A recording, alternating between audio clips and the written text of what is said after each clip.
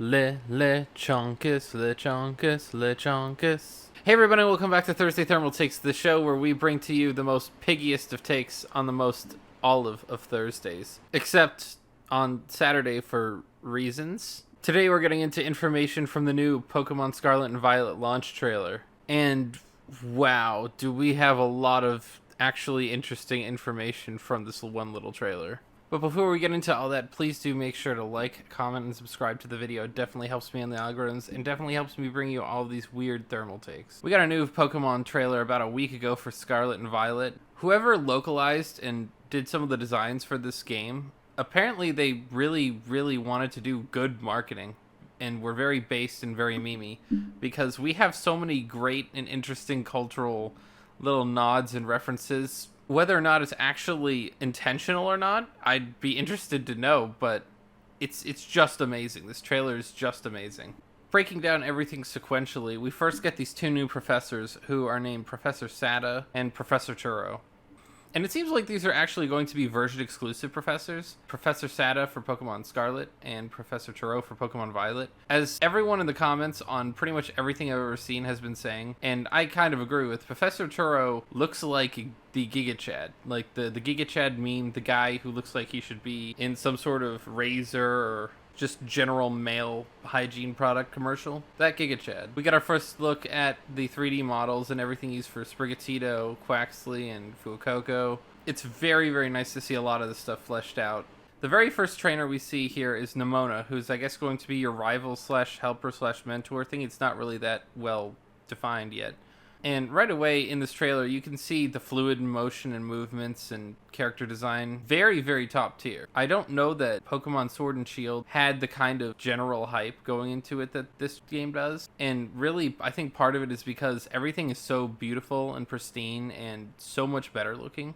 I feel like being on the Switch, it should look very similar, but somehow this game seems very fresh. Very much better. Very shortly after she's introduced, we end up seeing the first new Pokemon besides the starters. We got this Pokemon called Pawmi, or whatever. For whatever reason, Pawmi, it just sounds right. But this is kind of a whatever of a Pokemon. It's an electric type. It's a mouse Pokemon, quote unquote, even though it's kind of like oddly dog-ish from the look of the trailer. It's basically our new Pikachu clone that they do every single generation. I mean, look at it, guys. Like, it's got the electric cheek pouch thingies. It's just Pikachu, but new Pikachu again, just like new Coke. This game does seem like it's going to add a lot more multiplayer type elements to it.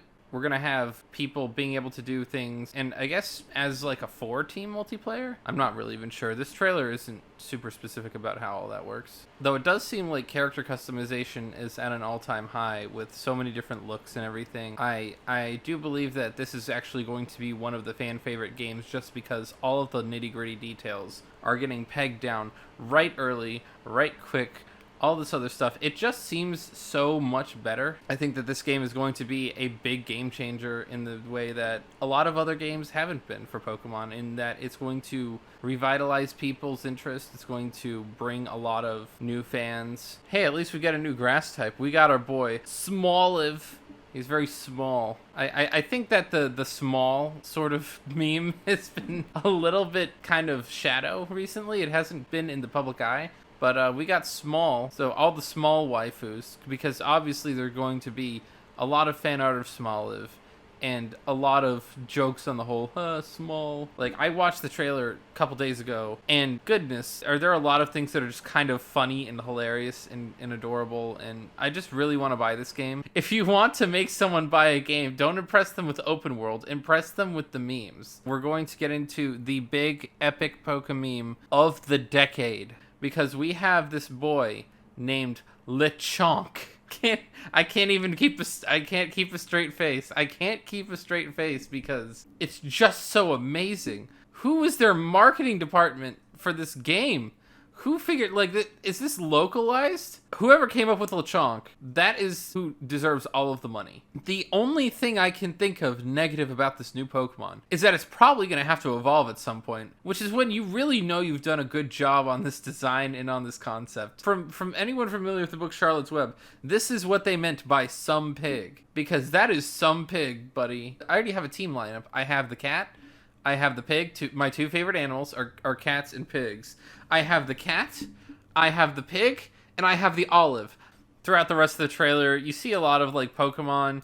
You see this nice little snowy area with sort of a kind of odd, almost like gas station-y looking Pokemon Center, which honestly is kind of endearing. Because really, Pokemon Centers are just kind of gas stations. I go to get items, like a convenience store, and then I go to get my Pokemon, and then I go to get my actual HP and power points back every time I go and refill. I mean, I guess the big thing in this game is that they're so self-aware that it makes me want to play it so much. Of course, they go into detail showing a lot of the Pokemon, Toxapex, Cryogonal, Bagon, or whatever, Larvitar, all these different Pokemon that are going to be in the game. We're introduced to these two new Pokemon, the legendary Pokemon for each game, Scarlet and Violet. We have the red one for Scarlet and the purple one for Violet.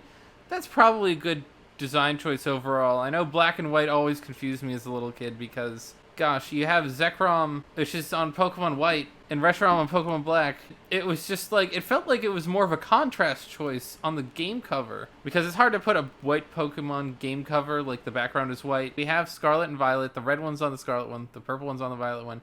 That makes perfect sense. That seems like a big non-thing, but honestly, it does make a lot of difference to me. We have a couple of snakes, and that's what I saw. Like, I saw these little snake Pokemon with the riding stuff and all that stuff. Like, oh, cool, motorcycles, whatever. No, the jet engines on the Violet one, that one is very, very much a cool thing. I think that the designs are really cool.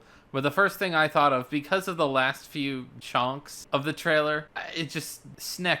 Don't step on Snek. Don't ride on Snek. Of course, you're going to have to ride on Snek, I assume. I think that's going to be a thing in this game. But yeah, you have these two Sneks. You have, number one, you have the red Snek. You have Koraidon, who is sort of like a sort of the past relic type motorcycle-y Pokemon. It looks very much organic and rubbery. And then you have my personal favorite of the two, Miraidon, which is all electric-y and jetpack-y and really cool plasma sort of design. I do recognize that I'm being incredibly biased in all of these reactions, but these kind of just are my reactions, so I'm going to be biased. But it's easily the better game Pokemon Violet, right? Not only is purple my favorite color, you have Giga Chad Professor that's in this game. I don't know what else is going to be version exclusive. I would assume that those are really the only two things we know thus far. Koraidon and Miraidon, definitely very cool Pokemon. I do appreciate the fact that legendaries don't have to be these overwhelming Giga Gods causing all these calamities and stuff. Like, maybe they will be able to cause calamities, but I think it's really cool when it's just sort of like a creature of legend that isn't the cataclysm and destruction of the world.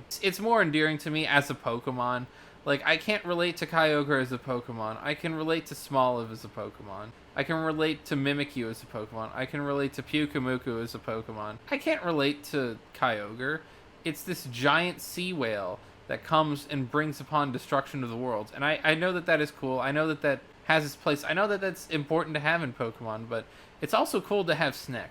Even though when I first saw it, I was slightly underwhelmed, the 2 seconds it took for me to really think about it, I very much was quickly on board with that. But yeah, I think that Thursday Thermal Takes is the kind of show where I end up not crapping on stuff as much as I should. And really because I don't know how I'm going to feel going into these videos. I just know that a trailer drops. I know that I'm going to make one. I think that it's going to be great. Unlike the One Piece series that I'm doing, I'm very much looking forward to all of this. I think the overall, like, general worldwide reception type stuff, Pokemon is really the thing I'm looking forward to right now, which is kind of weird to say. It comes out November 18th, the most predictable possible date, because literally you just look at what is the Friday in the middle of November. That's probably going to be the date. I think that it was really cool in the early days of the internet where you had Japan have a Pokemon game like a year or so before we did. And honestly, it's a very good thing that we get worldwide releases because everyone's able to enjoy it at the same time. Let me know what you think the best Pokemon is in this video in the comments. Let me know how you think of all the memes that are in this video, all the memes that are in Pokemon now. Pokememes are very good, and I love that so much. I hope you all do too. Definitely like, comment, subscribe, hit the bell for notifications, and I will see you next, actually Thursday, because this Saturday thing is kind of weird. I did refer to myself as Giga Chad 10-year-old.